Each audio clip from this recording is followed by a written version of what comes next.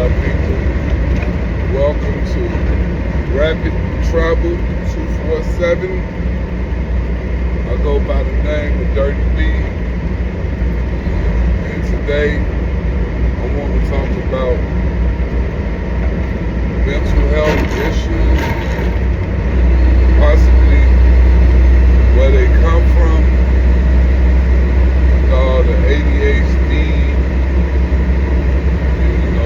things of that sort. And I just want to start off by saying that I believe it all starts in the home, whether you had abusive parents, abusive grandparents, or whether you was in a single family home. Me, I grew up in a single family home with just a mother that worked. So I had a lot of opportunities to run the streets basically and do what I wanted to do, which as I was growing, it did take a toll on my life. I ended up going to jail at 16 and then locked down during those adolescent years. I think it kind of make you develop a little ADHD, because when you get locked up, you got to become what's in your environment. You got to become that. So growing up in a single family home, getting disciplined by a woman was different than getting disciplined by a man, because a man gonna talk to you and tell you, well, this is why I'm disciplining you, this is where you went wrong, to correct you. Discipline is nothing but a form of correction that back in the days, let's say 80s, 90s, I'm just speaking in my era, a lot of people got some good old belt therapy, that good old extension cord therapy, or that good old switch therapy, So I think my mother doing that, I ain't gonna say it made me mad at women. I love women, you know what I'm saying? But there was some resentfulness there, you start thinking like, well, why she ain't on my side? Or, why she believe what they said, even though you did wrong. You still wondering like, damn, ain't nobody on my side, because you ain't got that. You don't got that father figure there, so it's like, a woman can't teach a man how to become a man. It's impossible. But a man can develop women ways, growing up under women. You know how they say, oh man, you baby-fied. Who baby you? You tend to get baby from your mother. My mother didn't baby me, but she made my life made me a little weak at points where she'd come in and clean up for me and stuff like that. I probably had to wash the dishes, take the garbage out, as far as cleaning my room. So you get dependent on that. So when you meet a woman, you're looking for this woman to be more like your mother. So therefore, that's what makes you seem, as all women say to me, oh, you insecure. If men insecure, black women, y'all made us like that because the black men wasn't around in my day. I know things changed, and I see a lot of men trying to be with their kids, but you got the bitter baby mama situation where she don't want you to bring your kids around chick or that female, you know what she called her. She don't want you to bring y'all child around her. So the child, only person getting neglected is in that situation is the child. In that bitter baby mama situation, see what I'm saying? And it is all like, we all grew up in unhealthy environments. The hood itself is a unhealthy environment. Even the culture, the hip hop culture, rap culture, black culture, that's an unhealthy culture. You know, even the foods we eat soul food. Soul food is one of the most unhealthy choice of food to have. So all around the board, we talk all this unhealthy things, and we pass these same things, these same beliefs down to our kids. You know, so then they develop ADHD, or, you know, everybody developed some type of mental, even rich kids, you know, some of them develop drug habits, you know.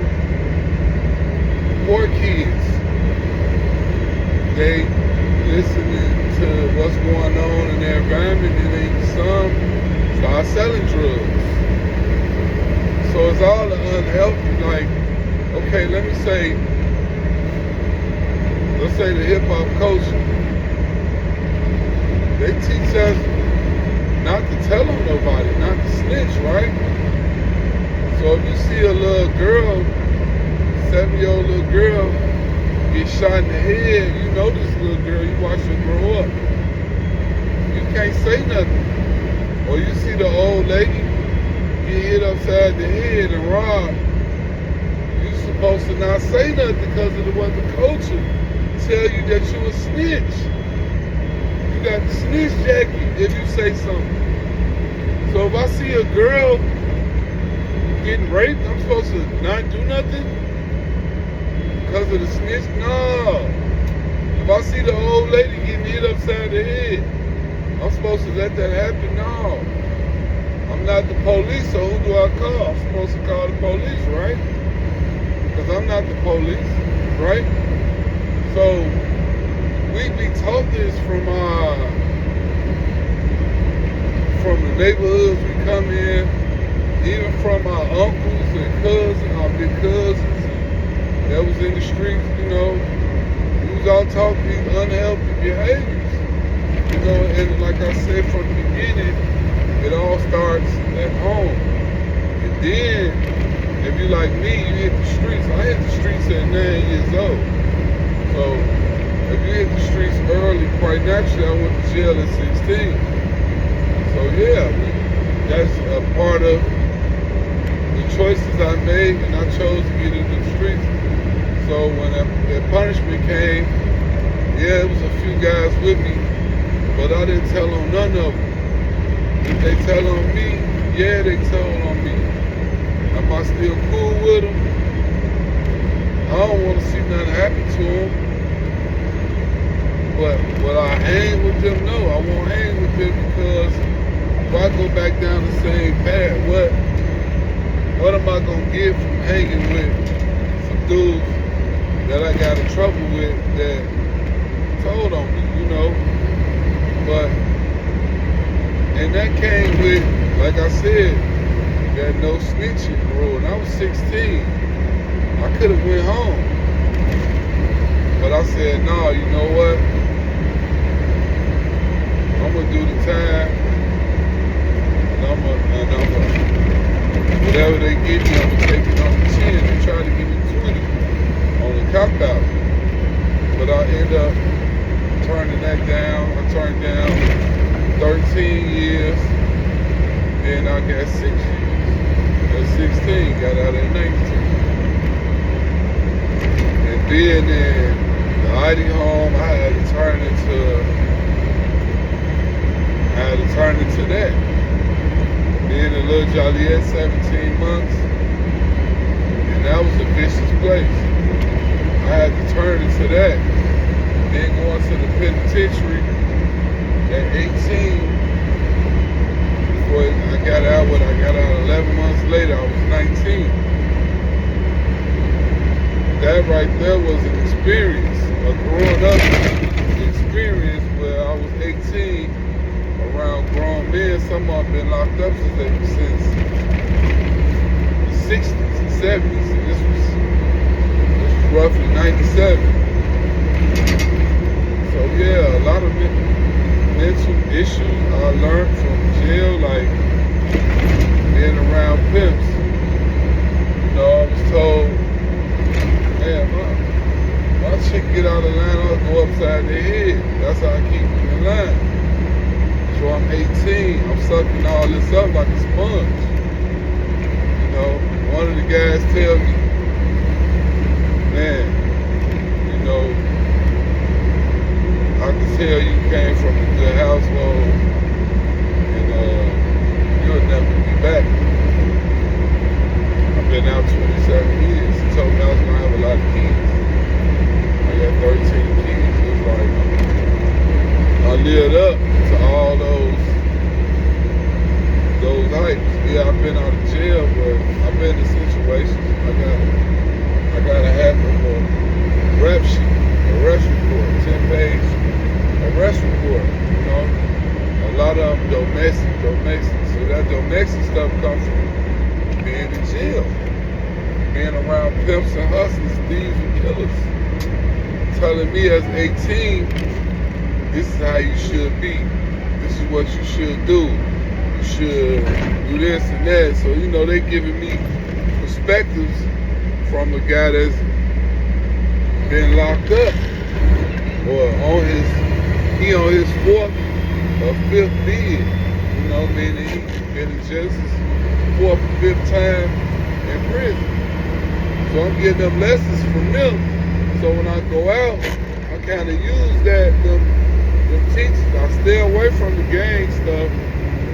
You know, I felt like, you know, I knew enough, I learned enough in the penitentiary where I was above a street gang. So I started hanging with my guys, them, you know, my guys them used to drink.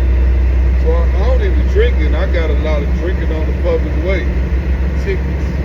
You know, I got a lot of domestics for fighting women growing up, thinking that I'm supposed to put a woman in check. You know, like it stems from growing up, and like I say, growing up with a single family mother that had the discipline one way or the other. You know, and I took those things and was turned me to what I am today, and not being in my 40s and having daughters of my own. Now I know better. See, I didn't know back then that verbal abuse is worse than physical abuse, because verbal abuse lasts longer than physical abuse. Physical scars heal up, but that verbal abuse, being a narcissist, you know, I had to learn about myself. I didn't know what a narcissist meant. I didn't know what it was, and I had to learn and accept the fact that I was a narcissist, that I was a womanizer, that I used to use women, not just their body, but for what they had, using what I had to use women for what they had. And I had to learn from that at this age. And breaking that has all been a mental thing, you know? So we're going to touch back on these mental issues. I just wanted to do a little 15-minute segment about this mental issue, health, and, you know, admit to my vulnerabilities and admit, you know, my downfalls. Tell you how I got better as a person. You know, we all striving to be not perfect, but damn near there, you know? So, I hope this conversation enlighten you to make you think about things you've been through and why the things going the way they are in your life and how could you correct them. Until then, I'm Dirty B. This Rapper Travel. Peace, y'all. Peace. Love.